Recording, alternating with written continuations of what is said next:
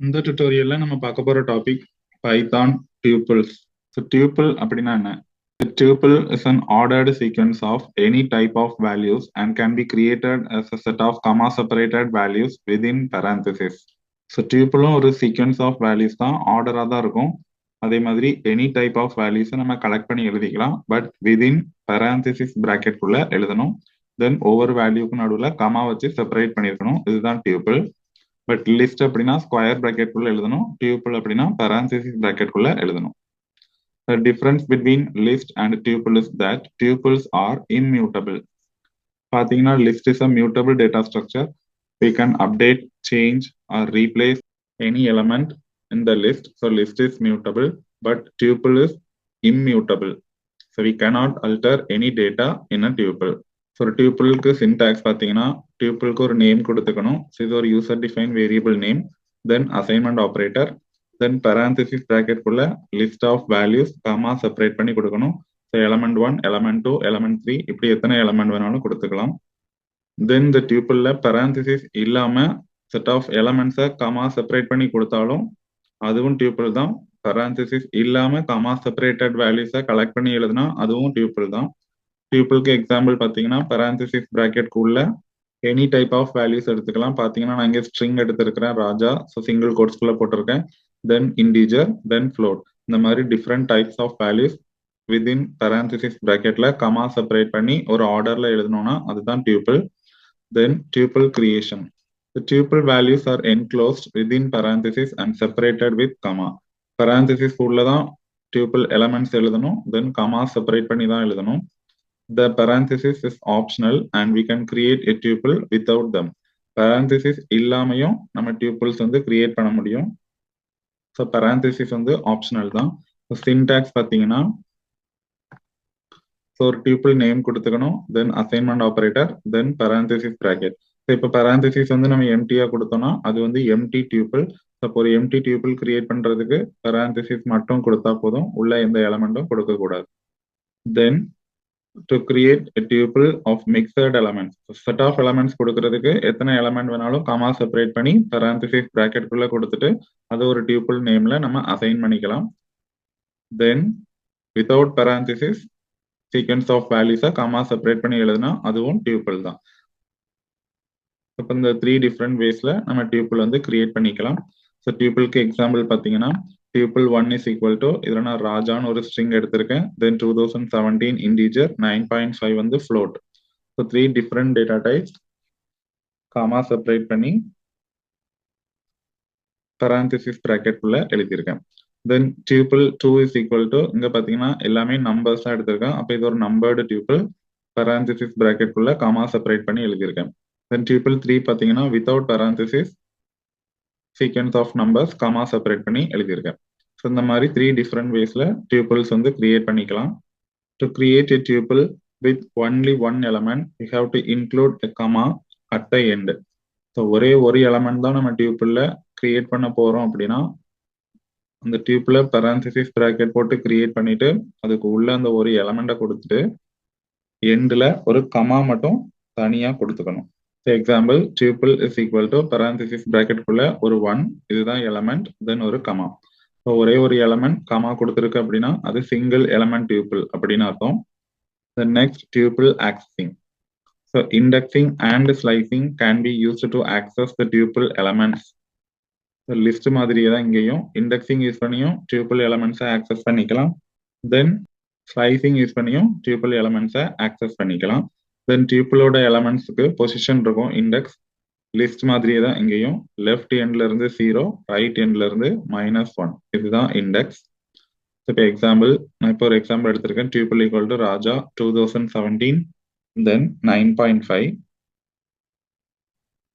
So இதில் நான் இப்போ ஆக்சஸ் பண்றேன் tuple of. So indexing operator use பண்ணியிருக்கேன், ஸ்கொயர் பிராக்கெட், அதுக்குள்ள நான் 0ங்கிற இண்டெக்ஸ் கொடுத்துருக்கேன். அப்போ இப்போ இந்த டியூபிள்ல நான் 0ங்கிற பொசிஷன்ல இருக்கிற வேல்யூவை ஆக்சஸ் பண்ணேன் அப்படின்னா எனக்கு ராஜாங்கிற ஸ்ட்ரிங் தான் அவுட்புட்டா கிடைக்கும். தென் tuple ஆஃப் 2 அப்படின்னு ஆக்சஸ் பண்ணியிருக்கேன். ஸோ இதுல இண்டெக்ஸ் பார்த்தீங்கன்னா இது 0, இது 1, இது 2. அப்போ 2ங்கிற இண்டெக்ஸ்ல இப்போ 9.5 தான் நமக்கு அவுட்புட்டா கிடைக்கும். தென் tuple ஆஃப் -1 அப்படின்னு எடுத்திருக்கேன்.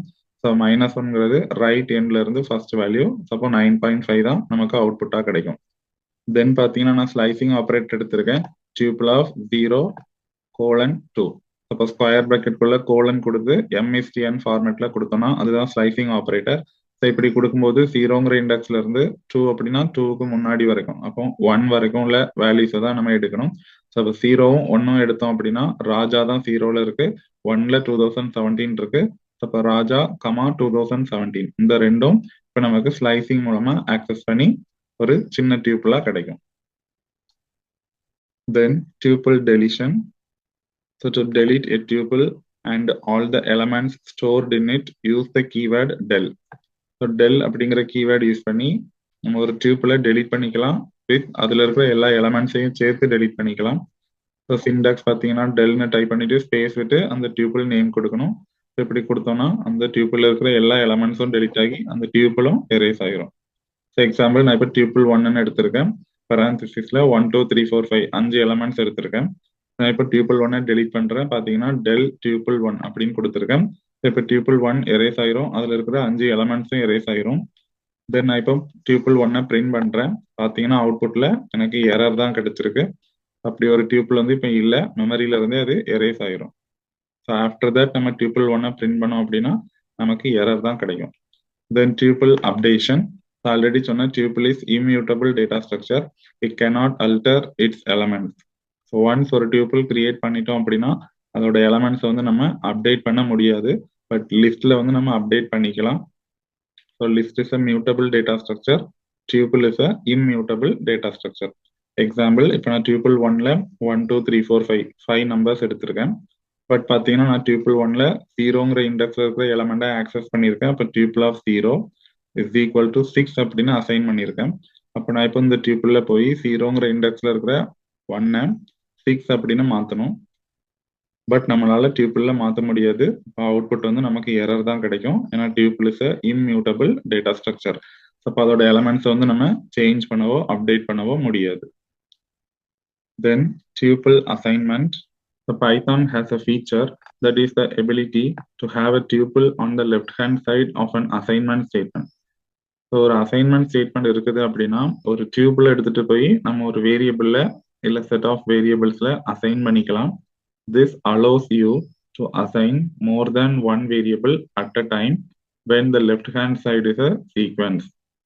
அதாவது டியூபிள் அப்படின்னாலே சீக்வன்ஸ் ஆஃப் வேல்யூஸ் தான்.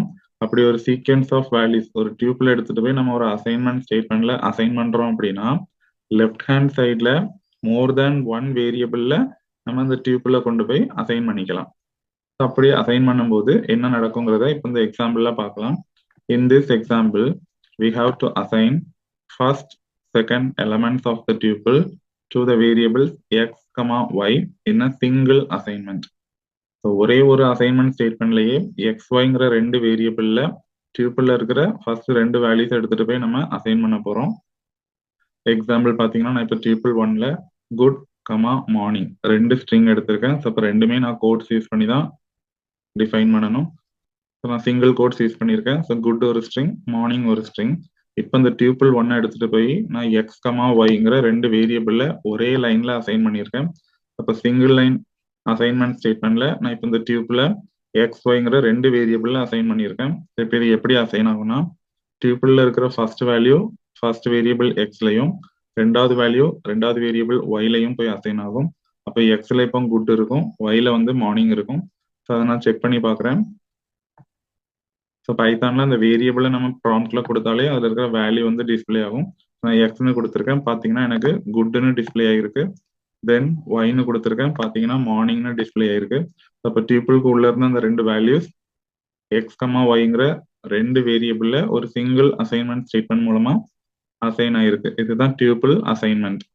தென் டியூபிள் அசைன்மெண்ட்டுக்கு one more example. Tuple assignment allows to swap the two values of two variables in a single statement. ரெண்டு வேரியபிள்ஸ் யூஸ் பண்ணி நம்ம ஸ்வாப்பிங் ஆப்ரேஷன்ஸ் பெர்ஃபார்ம் பண்றோம்.